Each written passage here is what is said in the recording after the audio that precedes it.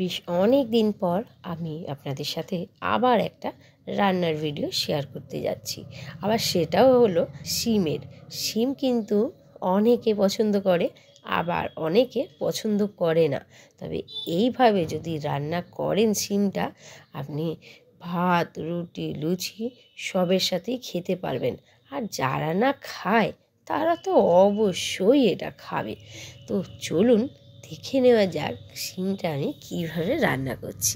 নিজের মন থেকে হঠাৎ করে বেরালো এই রান্নাটা আমার। তো আমি সত্যিই বুঝতে পারিনি যে রান্নাটা এত সুন্দর হবে খেতে, আর সবাই আঙুল চেটে চেটে খাবে।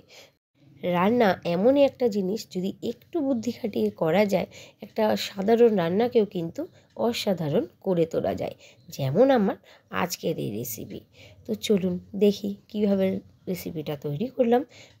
প্রথমে আমি শিমটাকে কেটে নিলাম, আর তার সাথে ছাড়িয়ে নিলাম কটা কড়াইশুঁটি। এরপর কেটে নিলাম আমি পেঁয়াজ কুচি, আর করে নিলাম আমি রসুন আর আদাকেও ছোট ছোট করে কুচি। তারপর কড়াইতে তেল দিয়ে দিলাম আমি শিম। একটু নাড়াচাড়া করে নিয়ে আমি তার মধ্যে দিয়ে দিলাম নুন আর হলুদ। এবার এটাকে বেশ নাড়াচাড়া করে ওই ঢাকা চাপা দিয়েই কিন্তু ভেজে নিতে হবে। এই যে দেখুন, তবে খুব বেশি লাল কিন্তু করব না, কারণ ওই শিমের বীজগুলো বেরিয়ে গেলে আবার একদম খেতে ভালো লাগবে না। এবার ওই তেলের মধ্যেই আমি দিয়ে দিলাম পেঁয়াজ কুচি, আর পেঁয়াজ কুচিটাকে ভালো করে ভেজে নিয়ে ওর মধ্যে দিয়ে দিলাম রসুন কুচিটা, তার সাথে দিয়ে দিলাম আদা কুচি দিয়ে এরপর এটাকে আমি নাড়তে থাকবো, মানে ওই ভাজতে থাকবো একটু।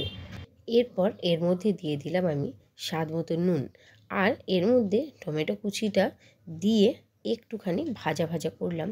তারপর এর সাথে আমি দিয়ে দিলাম লঙ্কার গুঁড়ো, হলুদের গুঁড়ো আর জিরের গুঁড়ো দিয়ে ওই অবস্থাতেই একটু নাড়াচাড়া করেই আমি এর মধ্যে দিয়ে দিলাম সামান্য একটু জল, কারণ গুঁড়ো মশলাগুলো কিন্তু শুকনো শুকনো থাকলে ওটা তিতো হয়ে যাবে। এরপর এতে দিয়ে দিলাম কড়াইশুঁটি আর ওই শিমগুলো। তো নাড়তে থাকবো কিছুক্ষণ। বেশ সুন্দর একটা গন্ধ উঠে এসেছে, এইভাবেই কিন্তু নাড়াচাড়া করতে হবে। এরপর এর মধ্যে দিয়ে দিলাম একটুখানি আমি চিনি, ওই স্বাদ মতোই চিনি। আপনারা যারা চিনি খান না তারা না দিলেও চলবে। তো এটাকে ভালো করে আমি কষিয়ে নিয়ে একটুখানি ওই ধরুন 2 মিনিটের মতো ঢাকা দিয়ে দিলাম। তো ঢাকাটা খুলে দেখুন এটা কিন্তু আমার রেডি হয়ে গেছে। তো চলুন, ভিডিওটি যদি ভালো লেগে থাকে অবশ্যই কিন্তু পাশে থাকার অনুরোধ রইল। পরবর্তী ভিডিও নিয়ে ফিরে আসছি খুব তাড়াতাড়ি।